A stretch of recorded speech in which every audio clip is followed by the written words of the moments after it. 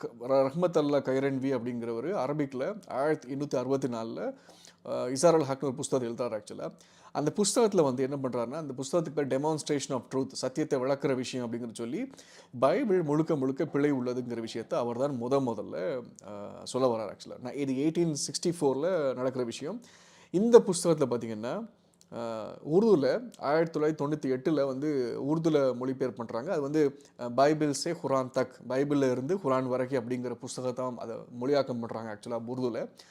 அந்த புஸ்தகங்கள் தான் பார்த்திங்கன்னா முழுக்க முழுக்க பைபிள் பிழை உள்ளது, பைபிள் வந்து கரப்டடுங்கிற ஒரு ஐடியாலஜியை அவங்க திணிக்காங்க ஆக்சுவலாக. இதை வச்சு தான் பார்த்தீங்கன்னா நீங்கள் நிறைய ஸ்காலர்ஸ், ஜஹீர் நாயக் ஆகட்டும், அஹ்மத் ஈதத் ஆகட்டும், இவங்க எல்லாம் நம்ம அஹ்மத் ஈதோடைய சிஷ்யன் தான் நம்ம ஜஹீர் நாயக்னு சொல்லலாம். அஹ்மத் இதெல்லாம் பார்த்தீங்கன்னா இந்த புஸ்தகங்களை தான் ஆக்சுவலாக அவங்க ஆணித்தனமாக ஒரு பேஸாக வச்சு ஆக்சுவலாக சொல்ல வந்தாங்க.